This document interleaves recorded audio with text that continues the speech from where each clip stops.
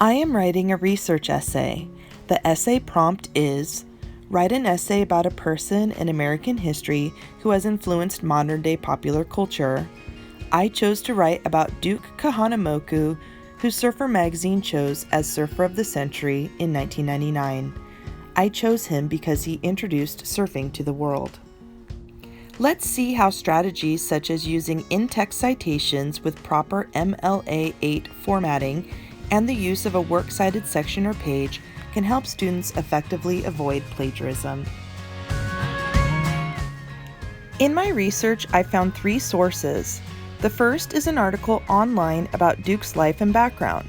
There are no authors listed. This is a good thing to make a note of, as it will help when I am creating my works cited section at the end of my essay, as well as when I am properly including in-text citations. Next, I found an article about the specifics of his swimming career. This website article has authors listed. Once again, this is a good thing to make note of, as it will help when I am creating my works cited section, as well as when I am properly using in-text citations. For my third source, I found a book in Google Books. Google Books has a large amount of books that are scanned. As a result, I will be able to reference page numbers in my in-text citations in addition to the author.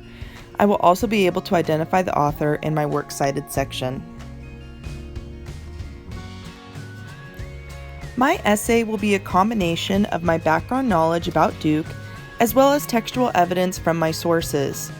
I will make sure I properly cite my sources to give credit to the authors and avoid plagiarism. I start my essay with my introduction. I include textual evidence from one of my sources, the book Waterman by David Davis. This text is in red. Notice there are no quotation marks. This is because I paraphrased the circled information from the book and did not use the exact text that the author wrote. Even though I wrote the information in my own words, meaning I paraphrased it, these are not my original ideas. I did not know this information before I read David Davis's book. Therefore, I must cite my source. Because this is a book with page numbers, I include the author's last name and the page number in parentheses after my paraphrased text. I elaborate further.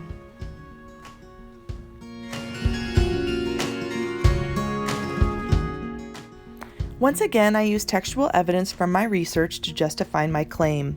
This time, instead of paraphrasing, I used an exact quotation because I felt the author's word choice was the best to express the idea.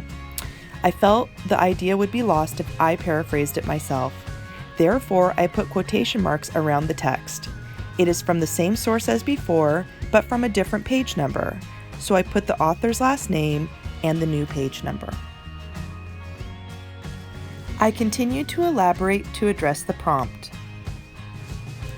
I add more textual evidence in the form of paraphrasing and direct quotes from one of the other sources from my research, an article from the website Surfer Today called The Extraordinary Surfing Life of Duke Kahanamoku. As previously stated, there are no authors listed for this article. In MLA8 formatting, when this happens, you cite the first few words of the article name. Later in your works cited section, you will include the website name and items such as the web address. I elaborate further and include a direct quote from another source, an online article from Surfer called Who Did More for U.S. Olympic Swimming, Duke or Michael Phelps? Because this article has authors listed, but there are no page numbers, I just cite the author, Jones. I now have 2 paragraphs of my essay done. Remember that a research essay usually has at least 4 to 5 paragraphs. Check with your teacher of record to confirm their requirements for academic writing. Even though this essay is not quite complete, let's skip ahead and look to see how we would construct our works cited page for this essay. On the right are the 3 sources I used. There are a number of tools online that can help you construct your works cited page.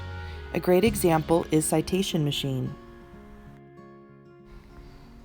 I will use Citation Machine to create my works cited page. I will start with this article I used from the website surfertoday.com. First, I go to citationmachine.net or search Citation Machine. Remember, there are a lot of great tools online to help you create your works cited section. Feel free to talk with your teacher of record or your lab teacher for further instruction and advice about what would be best for you. I click on Create Citation.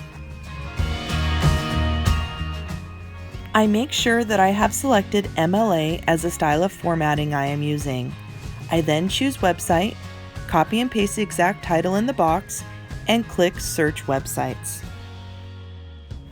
I am provided a list of websites that Citation Machine found in its search. In this case, there was just one website found, a correct match of the article I used in my essay. Sometimes in this process, a list of 2 or more websites is provided from the search, and you have to choose the correct one. I go ahead in this case and click the Select button next to the website I used. I read through the information Citation Machine was able to find.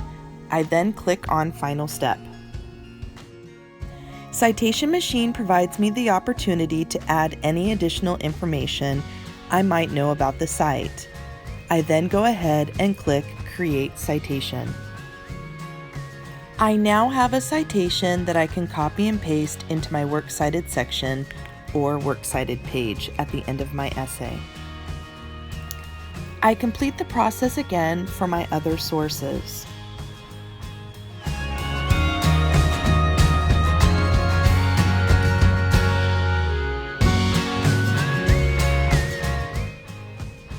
Still have questions? Your lab teachers and teachers of record are excellent resources for information and guidance about avoiding plagiarism, MLA 8 formatting, and research writing.